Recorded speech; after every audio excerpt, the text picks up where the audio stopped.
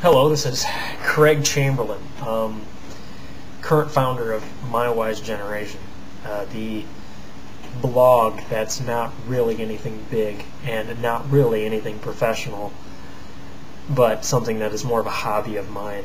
I disappeared for about 6 to 8 months, and there's a good reason for that. But first I want to talk about what My Wise Generation was all about. The purpose of My Wise Generation was to be a mirror to the generation that we're currently in, and to start to look at the wisdom and the decisions that we're making as young adults, and for my age especially, and see why is there still so much pain with all these decisions that we're making.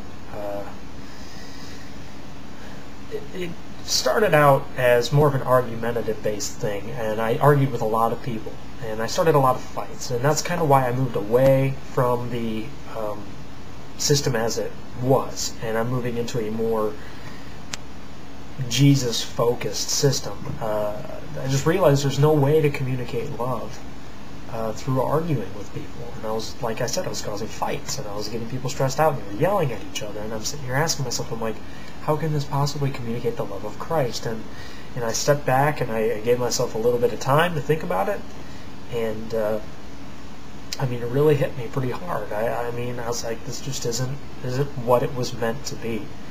Now, Christians, we argue with each other, okay? And we do it a lot. It's like what we do.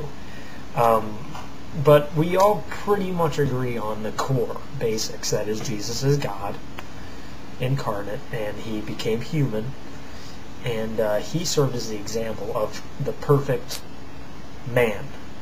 Now, you could say the perfect person. I don't think there's anything sexist about how it was written.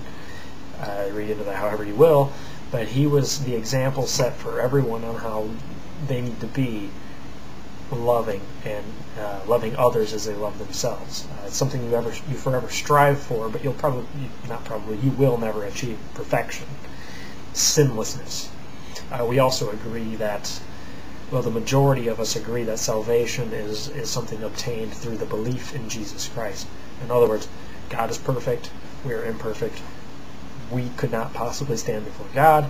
Jesus was the mediator, so in other words, we believed in Jesus. Jesus washed us from our sin so that we could stand before a perfect God, because God being perfect, he could not have in his presence evil that we're currently in. That's the basic core idea behind Christ dying for our sins. He died for our sins because you have us as sinners and God is perfect. We couldn't possibly coexist. So we existed.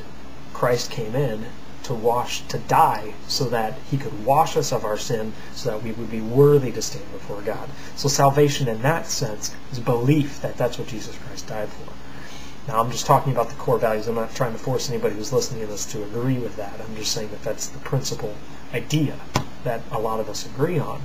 The Catholic Church has different methods by which they believe that, or more the faith by works. There's, you're saved by the amount of good deeds you do, and we'll talk more about that stuff later.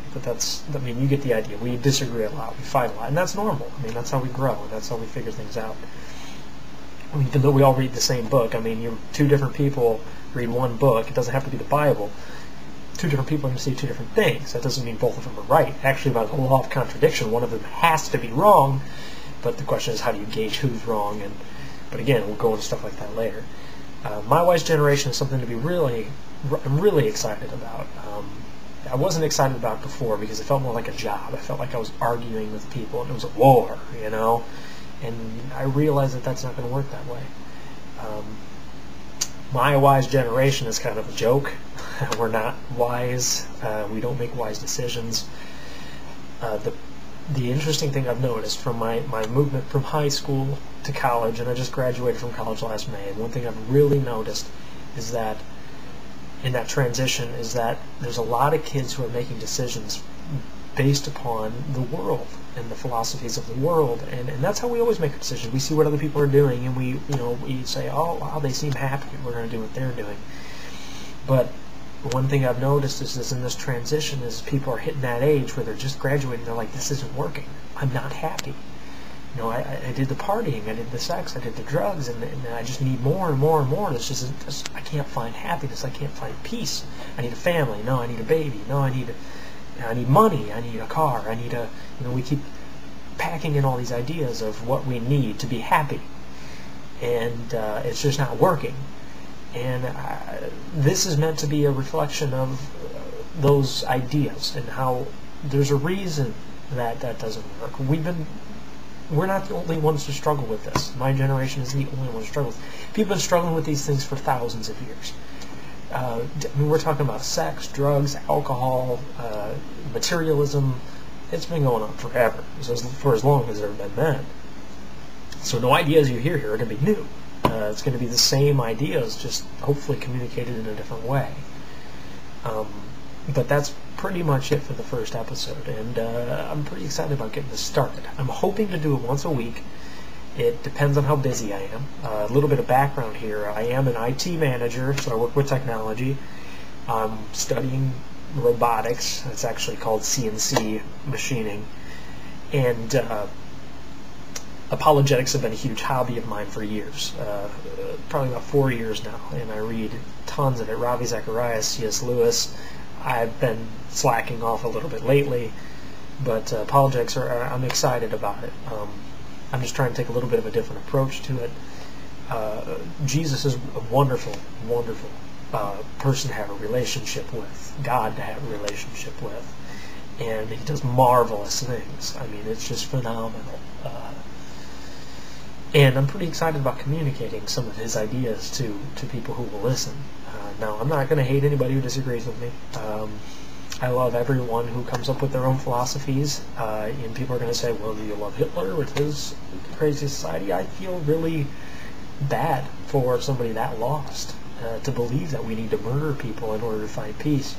I mean, how do you sleep at night when you feel like you have to control the world? You know, and it's your responsibility to make sure the world is structured in the way it was meant to be. No, he was not a happy man. And I'm not saying he was a good man for all the deeds he did, but it was his unhappiness that spawned that evil. And that happens with a lot of us in their own ways. And we'll talk more about that stuff later on. So I'm pretty excited, and I hope you are too. I'll try not to talk too long. I'll try to keep these like little 4 or 5 minute clips. And I know this one probably went a little long, but I'm pretty excited about talking about it. And just for the record, I'm going to be wrong about some things, and that's okay. That's how we learn. That's how we grow. And I'm more than willing to accept that when I am wrong about something. But I am also excited. I don't hate people who disagree with me. Actually, I respect people who disagree with me, because it means they have enough understanding of what they believe that they're willing to talk about it and argue about it, and that's important. I think we all should have that comfort of saying, no, I don't really agree with you for this reason. I'm not saying that I hate you, I'm just saying I don't agree with you. So, but I look forward to talking more about it. Thanks for stopping by.